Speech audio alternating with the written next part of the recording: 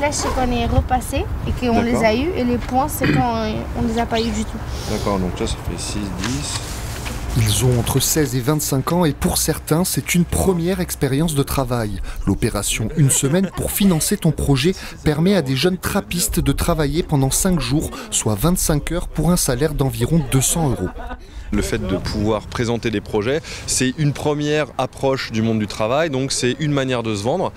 En général, ils essayent de pouvoir sortir différentes thématiques qui sortent un peu de l'ordinaire, et puis on leur demande aussi un CV de façon à ce que réellement il y ait une logique, à savoir CV et motivation, qui est vraiment les premiers pas vers l'embauche, quoi, finalement.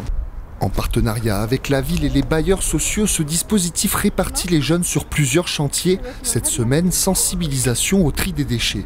Nora a 17 ans et elle avait déjà participé à un chantier il y a 2 ans. Cette année, elle s'est inscrite pour financer ses équipements de boxe. Mon job, en fait, c'est d'aller chez les personnes et de les sensibiliser sur le tri. On demande un peu s'ils font du tri, s'ils en font, ok, s'ils savent un peu. Parce qu'il y en a certains, ils nous disent oui, mais on pose des petites questions pièges du genre la bouteille d'huile, il faut la mettre dans quel bac, le bac jaune ou violet. On essaye de savoir un peu, parler avec eux, d'avoir un peu de relation aussi. Avec son équipe, Nora va organiser son après-midi en se répartissant les appartements.